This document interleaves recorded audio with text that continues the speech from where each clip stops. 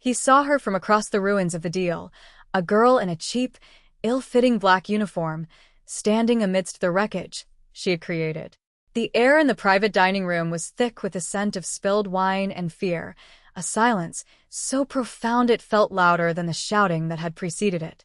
His translator, Klaus, was a statue of white-faced terror. His German rivals were rigid with fury, their ambush collapsing into a cage of their own making. But Marco's eyes were not on them. They were on the waitress, the soft, round girl who had been nothing more than a ghost refilling their water glasses, who had just detonated his world with a single, trembling shout. And in that moment, he realized he had never truly seen her at all. Anna hated Wednesdays. It was the day the European business lunches clogged the arteries of Vivre, the fine dining establishment where she faded into the wallpaper for 30 hours a week. She was a ghost in a polyester apron, her body, soft and generous, an inconvenience in the narrow pathways between tables. She carried her weight like an apology, a constant, silent, "Excuse me for taking up space." The patrons looked through her, their orders delivered to a disembodied hand, their condescension a familiar blanket. But Anna had a secret. At night, when the scent of truffle oil and seared scallops finally left her hair, she became someone else. She sat under a cheap lamp with worn textbooks, tracing the elegant, brutalist architecture of the German language. A scholarship a year in Berlin she'd fought tooth and nail for had given her a fluency no one at Vivre knew about. It was her armor, her escape hatch, a world of intricate grammar and precise meaning that was entirely her own. She never imagined it could also be a weapon. When the reservation for Mr. Rossi came in, a ripple of panic went through the staff. Marco Rossi. The name was spoken in whispers, a low hum of danger and money so old it was practically aristocratic. When he arrived, the ambient chatter of the restaurant seemed to drop an octave. He was tall, dressed in a suit so exquisitely tailored it looked like a second skin, moving with the lethal grace of a panther. His face was hard angles and shadow, his eyes dark and unreadable. He was flanked by a mountain of a man with a scarred brow, his lieutenant, and a slender, sharp-faced man in a lesser suit who hovered nervously at his elbow, the translator. Anna's manager, sweating, assigned her the private room. "Just be quick, be quiet, and be invisible," he'd hissed. It was a role she knew how to play perfectly. A few minutes later, the German party arrived, 3 men with cold eyes and smiles that never reached them. The door to the private room closed, and the air immediately grew heavy, charged with the unspoken threat of a predator's negotiation. Anna moved on silent, practiced feet, entering and exiting the room in a rhythm of quiet efficiency. She poured San Pellegrino, delivered bread, and cleared plates, her presence designed to be forgotten the moment she turned away. The conversation flowed around her, a mix of Marco's low, melodic Italian, the translator's clipped German, and the guttural, demanding tones of the guests. Marco, she quickly gathered, spoke no German at all. He was entirely dependent on the nervous man beside him, Klaus. At first, she paid little attention, focusing on the careful dance of service. But her ear, tuned and perfected over hundreds of hours of study, began to catch things. A German phrase, sharp and dismissive, would be rendered by Klaus into something softer, more palatable, for Marco's benefit. A veiled threat about port access became a polite suggestion of logistical review. Anna told herself it was normal. Translators often smoothed the edges of corporate language to facilitate a deal. It was a professional courtesy. She was just a waitress. It was none of her business. She focused on clearing the appetizers, her movements small and contained, her head bowed. The main courses were served, and the real negotiations began. A heavy, leather-bound portfolio was placed in the center of the table with a soft, final thud. One of the Germans, a man with a thick neck and a signet ring, tapped a paragraph with a manicured finger. He spoke in rapid, technical German, the words precise and unforgiving. Dieser Abschnitt gewährt uns die alleinige Kontrollbefugnis über alle Sendungen, die den nördlichen Korridor passieren, he stated, his tone leaving no room for argument. This section grants us sole controlling authority over all shipments passing through the northern corridor. Anna was refilling Marco's wine glass, her arms steady, her expression placid. She heard the words as clearly as if they'd been spoken in English. She waited for the translation. Klaus leaned toward Marco, his voice a confidential murmur. "He's confirming our shared oversight of the northern routes, Mr. Rossi." A partnership, a cold spike of alarm went through Anna. That wasn't smoothing. That was a lie. A direct, dangerous inversion of the truth. She felt her breath catch, but her face remained a perfect mask of professional neutrality. She finished the pour and retreated to her service trolley, her heart starting a frantic, muffled drumbeat against her ribs. She couldn't have heard that right. She must have misunderstood the context. But it happened again. The second German pointed to another clause. "UND hier, die einseitige Kündigungsklausel, falls die Vereinbarten Volumina nicht erreicht worden, and here, the unilateral termination clause, should the agreed-upon volumes not be met." Anna was arranging desserts on a tray, the delicate scent of lemon and sugar filling the air, a stark contrast to the poison being spoken at the table. She listened, her entire body rigid with tension. Klaus translated again, his voice smooth as silk. "They are highlighting the mutual dissolution agreement, sir. If either party is unsatisfied, we can renegotiate the terms together, mutual." He had used the word mutual. The lie was so audacious, so complete, that Anna felt a wave of dizziness. This wasn't the negotiation, it was a carefully orchestrated betrayal. Klaus was feeding Marco a fantasy, leading him line by line into a contract that would strip him of his power, giving his rivals total control. She looked at Marco's face.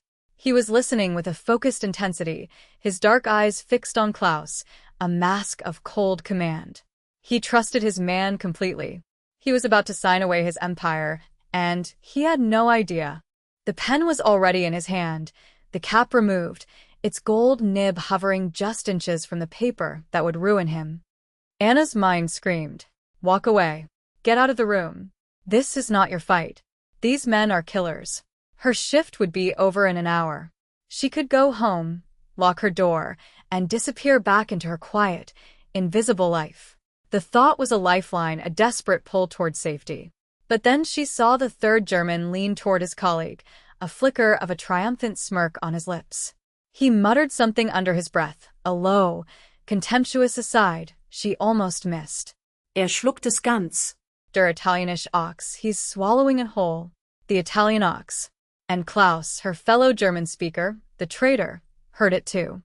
His own mouth twitched in a microscopic smile of complicity, a shared joke at his employer's expense. That was it. The casual, profound disrespect.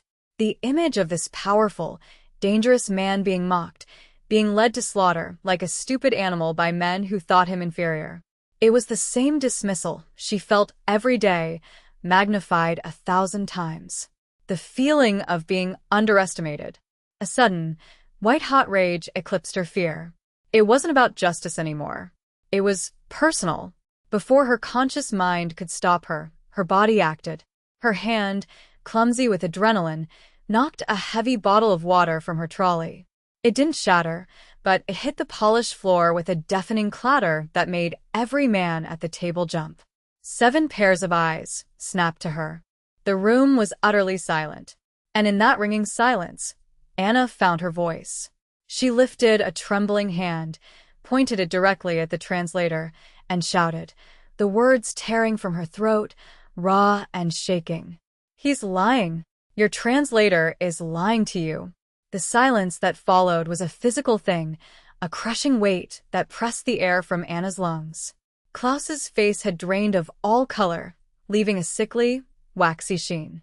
The German guests stared, their expressions a mixture of shock and murderous rage. The big man with the scarred brow, Luca, had moved with impossible speed, his hand disappearing inside his jacket, his body tensing like a coiled spring. But Marco Rossi didn't look at his translator. He didn't look at his enemies or his bodyguard. His gaze, dark and lethally sharp, was fixed entirely on her. It was the first time he had truly looked at her all afternoon. Before, his eyes had slid past her, a piece of restaurant furniture. Now he saw her. He saw every trembling line of her body, the terrified defiance in her eyes, the flush on her soft cheeks. For Marco, the world had narrowed to this one girl, this nobody who had just screamed treason in the middle of his war. His voice, when he finally spoke, was not loud, but it cut through the tension like a razor. It was a low, deadly calm that was more terrifying than any shout. "What?" he said, the single word hanging in the air, directed only at her. "Did you say?" Anna's throat was dry as dust. She had to swallow twice before she could speak, her voice a reedy whisper that felt impossibly small in the vast, dangerous silence. "He's lying," she repeated, her gaze locked with Marco's. Her fear was a living thing, clawing at her insides, but looking into his eyes, she found a strange, anchoring calm. He wasn't looking at her with anger, but with an unnerving, absolute focus. "Explain," he commanded, his voice still quiet, still dangerously controlled. He gestured with his chin toward Klaus, who looked as if he might faint. Anna took a shaky breath. "The first clause," she began, her voice gaining a little strength. "The man with the ring. He said it grants them alienage, control, befugness. Soul-controlling authority." She looked at Marco. "Your translator told you it was shared oversight, it's not. It gives them everything." Marco's expression didn't change, but something in his eyes hardened, becoming as flat and cold as polished stone. He didn't even glance at Klaus. His focus remained entirely on Anna. "Continue," he ordered. "The second clause," she went on, the German phrases coming easily to her lips now. "They called it a einseitige Kündigungsklausel, unilateral termination. It means they can end the deal anytime they want, for any reason. He told you it was a mutual dissolution. He told you that you would decide together." He lied with every word she spoke. She felt as if she were weaving her own noose, but she couldn't stop. She had to make him understand. The truth felt more important than her own safety. The shift, when it came, was terrifying. Marco's gaze finally slid from Anna to his translator. It was a look devoid of heat, a stare of pure, Arctic cold. He didn't need to ask if it was true. He could see the answer in the man's quivering jaw and the sweat beading on his upper lip. The power in the room, which had been a tense balance of threat and counter-threat, now consolidated entirely around Marco. It radiated from him in palpable waves, a pressure that made it hard to breathe. He gave a nod so small it was almost imperceptible, a flicker of movement directed at his lieutenant. In a single, fluid motion, Luca was out of his chair and behind Klaus. An arm thick as a tree branch wrapped around the translator's throat, cutting off a strangled gasp. The other hand pressed the cold, hard shape of a pistol into Klaus's ribs. The Germans surged to their feet, chairs scraping violently against the floor, their hands flying to their own jackets. But it was too late. The private room's other doors, which Anna hadn't even noticed, swung open. Two more of Marco's men stepped inside, weapons drawn and held with a steady, professional calm. The ambush had been turned. The trap had been sprung, but on the wrong animal. The illusion of a business meeting was utterly shattered, leaving behind the raw, ugly reality of what this had always been.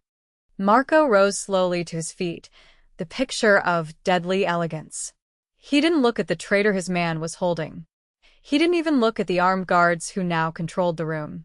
He looked directly at the lead German, the man with the signet ring, and he smiled. It was a terrible smile, all teeth and no warmth. "It seems," he said, his voice now laced with a chilling amusement, his English perfect and unaccented, "that there's been a misunderstanding about the terms of our new partnership." The German sputtered, his face a mottled red. "This is an outrage, Rossi. We are legitimate businessmen." Marco's smile vanished. "You are thieves," he corrected, his voice dropping back into that flat, lethal tone. "And you are stupid. Did you really think you could walk into my city, sit at my table, and try to gut me with a fountain pen?" He took a step forward, picking up the contract from the table. He held it up. "Soul control. Unilateral termination." He let the words hang in the air, the correct English translation a death sentence. "My associate here," he said, gesturing vaguely toward the choking Klaus, was supposed to deliver me to you gift-wrapped. A pity for him that my waitress is more observant than he is, he let the contract fall from his fingers, fluttering to the floor. Then his gaze fell upon Klaus again, and all pretense of civility vanished. "Luca," he said in soft Italian. "Take out the trash." Luca nodded once, and with brutal efficiency, he began to drag the whimpering, struggling translator from the room. The door closed behind them, and the sounds that followed were brief, muffled, and utterly final. With Klaus gone and the Germans held silently at gunpoint, the immediate violence subsided, replaced by a tense, waiting quiet. Marco made a single phone call, his Italian clipped and decisive. Within minutes, his men were escorting the now ashen-faced Germans out of the room, their protests dying in their throats. They were not being led back to the main dining room, but toward a service exit and into the back of a black van that had materialized in the alley. Anna watched it all, frozen against her service trolley, her body shaking so hard she was surprised she was still standing. The storm had passed, but she felt like she was standing in its eye. The doors closed, and the room was suddenly silent again. The other men had vanished as quickly as they appeared. It was just her, Marco, and Luca who had returned, wiping his hands discreetly with a handkerchief. The immediate threat was gone, but Anna's own personal terror was just beginning to crest. Marco turned his full, undivided attention back to her. He moved toward her, not with the speed of an attack, but with the slow, deliberate pace of a predator that knows its quarry has nowhere to run. Every step he took toward her seemed to suck the oxygen from the air. She was pinned by his gaze, her back pressed hard against the cool metal of the trolley. He stopped a foot away, his presence so immense it felt like a physical force. She could smell the expensive cologne on his skin, a scent of sandalwood and something dark and masculine, like leather and power. He didn't say, "Thank you." He didn't ask if she was all right. He simply looked at her, his dark eyes roaming her face, her body, as if he were memorizing every detail. He was seeing her, truly seeing her, and it was the most frightening and exhilarating thing she had ever experienced. His hand came up, and she flinched, but his touch was impossibly gentle as he brushed a stray curl of her brown hair from her cheek. "You have a name?" he asked, his voice a low murmur. "Anna," she whispered, the sound barely audible. He tasted the name on his lips, repeating it slowly, as if it were a rare vintage. Anna, his eyes held hers, a captive gaze.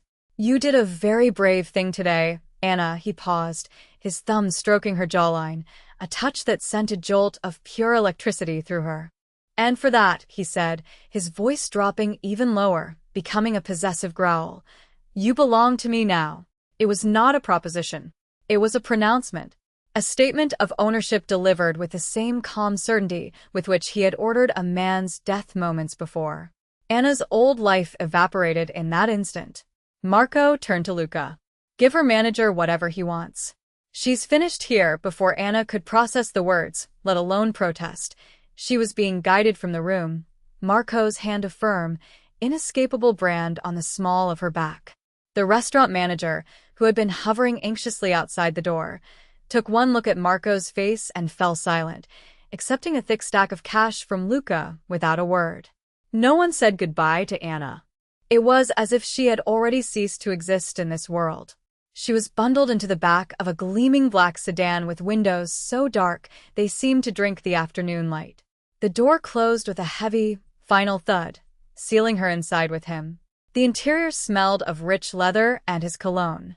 It was a cage, but a gilded one. As the car pulled smoothly into traffic, she sat rigid, trembling, staring at her own reflection in the tinted glass. She was still wearing her stained apron. He said nothing for several minutes, simply watching her. He saw the tremor in her hands, the paleness of her face. Without a word, he shrugged off his exquisitely tailored suit jacket and draped it over her shoulders. It was heavy, warm, and enveloped her in his scent. The gesture was so unexpectedly tender it almost made her cry. It was a predator's kindness, a sign that while he had captured her, he did not intend to break her. "Where are you taking me?" She finally managed to ask, her voice small. Home, he replied simply.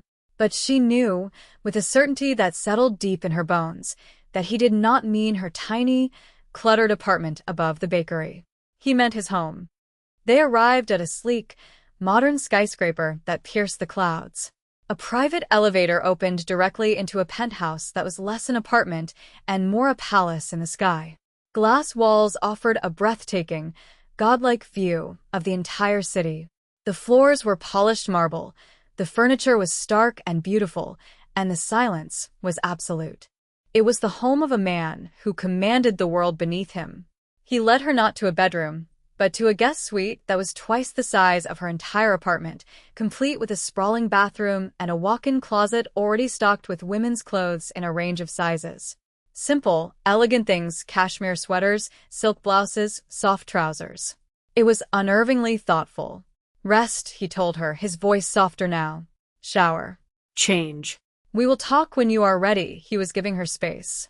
He was giving her the illusion of choice. But as the door closed, leaving her alone in the opulent silence, Anna knew she was a prisoner. A cherished, protected prisoner, but a prisoner nonetheless.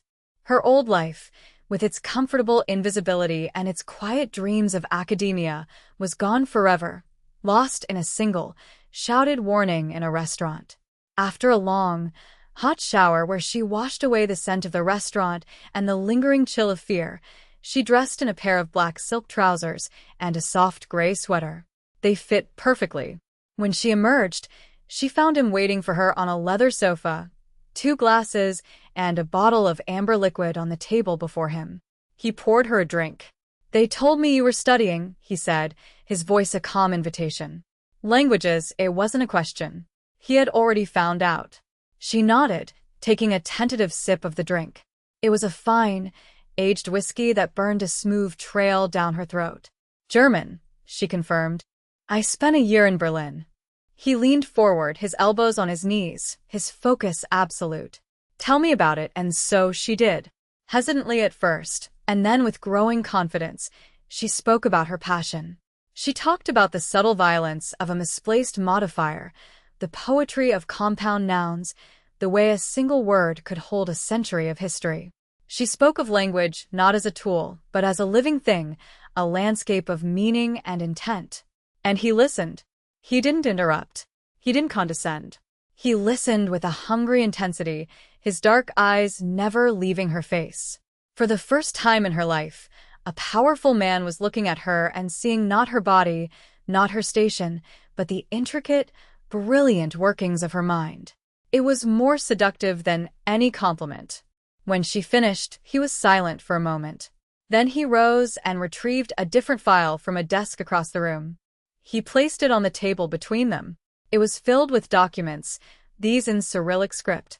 A problem with our associates in Odessa, he said, his eyes watching her reaction. Do you know Russian? It was a test. Only a little, she admitted honestly. Enough to read a menu, not a contract, he nodded, seemingly unfazed. He hadn't expected her to be an expert in everything. He was testing her honesty.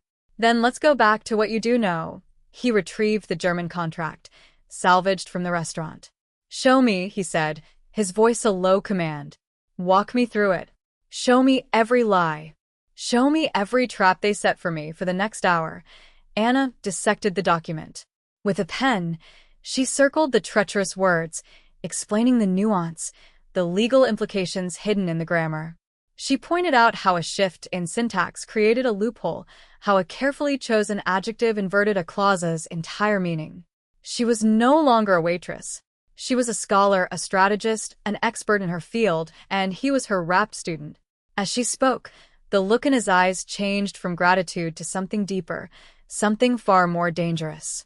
It was fascination bordering on worship. He had an army of men who could kill for him, but he had never had anyone like her. He had never had a mind that could see the battlefield he was blind to, the one hidden in plain sight on the printed page.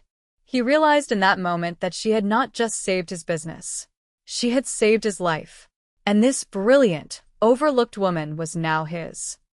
The consequences of the failed meeting at Vivre were swift and brutal. Armed with Anna's precise analysis of the contract's hidden clauses, Marco didn't just avoid the trap. He used it as a blueprint to dismantle the German operation from the inside out. He systematically turned every loophole they had designed for him back upon them, bleeding their shipping routes dry and seizing their assets with a cold, legalistic fury. The underworld buzzed with the news.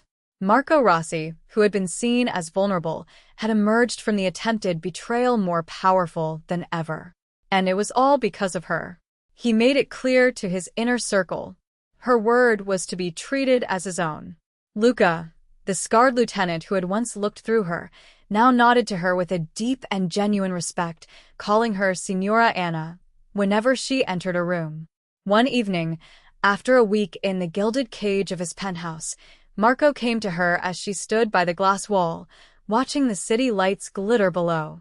"I have a proposition for you," he said, coming to stand beside her. She didn't look at him, her gaze fixed on the endless stream of headlights. "I'm not going to be your mistress," she said, her voice quiet but firm. A flicker of a smile touched his lips. "I would never insult you like that," he said. "I am not offering you a place in my bed. I am offering you a seat at my table." He turned her to face him, his hands gentle on her arms. "That mind of yours. It's a weapon. A finer one than any I own. I want you by my side. Not as a translator. As an advisor. My strategist. I want you to read the things I cannot, to see the enemies I do not." He looked at her, his expression deadly serious. "I will give you anything you want. Wealth. Power. Respect. But most of all, I will give you my protection. No one," he vowed, his voice a raw whisper, "will ever overlook you again." It was the promise she had been waiting her entire life to hear. The fear was still there, a cold knot in her stomach, but for the first time, it was overshadowed by a different feeling. A fierce, soaring sense of vindication, of power. This man, this killer, this king saw her value. He saw her brilliance. And he was offering to make the entire world see it too. "All right," she said, meeting his intense gaze without flinching. "I'll do it." He had expected conditions, negotiations. But her simple acceptance seemed to please him more. It was a sign of trust. In the months that followed, Anna's transformation was absolute. The quiet, apologetic waitress disappeared, replaced by a woman who walked with purpose, her eyes sharp and intelligent. She wore tailored suits and elegant dresses, but the real change was internal. It was a core of steel that had been forged in the fire of that one terrifying afternoon. She sat in his meetings, a silent presence at his right hand, and when she spoke, her insights cut through the blustering of hardened men like a scalpel. She learned the rhythms of his business, the flow of power, and the language of violence. And through it all, Marco's devotion only deepened. It was a quiet, constant presence, a possessive orbit from which she could not escape, but one she was no longer sure she wanted to. He never pushed for physical intimacy, she did not invite, but the tension between them was a constant, simmering heat. He watched her constantly, his eyes filled with a mixture of awe and a hunger that was far more than just desire. It was the hunger to possess, to protect, to own not just her body, but her mind, her loyalty, her very soul. The final piece of the puzzle arrived in a coded message, intercepted from a source in Vienna. The betrayal by Klaus and the Germans had not been their own idea. They were pawns, funded and manipulated by a much older and more dangerous rival of Marco's family, a man named Fabri. Fabri was the one who had always publicly dismissed Marco as being too soft, too polished to hold his father's empire. It was Fabri who had engineered the entire trap, hoping to humiliate and destroy him. The message was a complex alphanumeric cipher, and Marco's best cryptographers were stumped. He brought it to Anna. She spent 2 days locked in his office with the message, a whiteboard, and endless pots of coffee. She saw what the codebreakers missed. They were looking for mathematical patterns. She was looking for linguistic ones. She recognized grammatical structures, syntax markers hidden within the number strings. It was a system based not on math, but on the deep structure of a rare Italian dialect from a specific region, Fabri's home region. It was the key. Within hours, She had decrypted the entire network. Names, bank accounts, delivery schedules, safe houses. It was Fabri's entire organization, laid bare on a single sheet of paper. She didn't have to explain its significance. She simply slid the paper across the desk to Marco. His face, as he read it, was a mask of cold, triumphant fury. He had been given the weapon to finally end a war that had plagued his family for generations. And she had been the one to forge it. He left that night, and for 3 days, the city was quiet. Then the news began to trickle in. Fabri's empire had collapsed overnight, its foundations cut out from under it, its leader vanished without a trace. When Marco returned to the penthouse, he looked tired, but a deep, settled calm had replaced the tension in his shoulders. He didn't speak of Fabri, of victory, or of revenge. He walked straight to where Anna stood by the window, the city lights a galaxy at her feet. He came up behind her, wrapping his arms around her waist, pulling her back against his chest. He buried his face in the curve of her neck, inhaling her scent as if he were a dying man and she was his only heir. "They all underestimated you," he whispered, his voice thick with an emotion she had never heard from him before. It was raw, unguarded adoration. "Fabri. The Germans. Every man who ever looked through you. They were all fools." He turned her in his arms, his hands cupping her face, his dark eyes burning with an intensity that stole her breath. "I will never make that mistake," he vowed. "You are not my advisor, Anna. You are not my strategist." He leaned in, his lips brushing against hers, a promise and a brand. "You are my queen. You are my victory. Everything I am, everything I have, is yours." In his arms, she was no longer the invisible girl. She was seen. She was worshipped. She was powerful. And she was finally and completely his. Thank you so much for joining us for this story. It's a powerful reminder that the quietest people often have the most brilliant minds, and that true strength isn't always about shouting the loudest. It's about knowing your worth, even when the world refuses to see it. If you felt that spark of empowerment and enjoyed Anna's journey from overlooked to adored, please show your support by hitting the like button and subscribing to the channel. Don't forget to share this story with someone who loves a tale of hidden strength and possessive devotion. Your engagement helps us bring more stories like this to you. We have so many more planned, filled with tension, romance, and the triumph of being truly seen. We can't wait to share them with you. Until next time, stay strong and never let anyone underestimate you.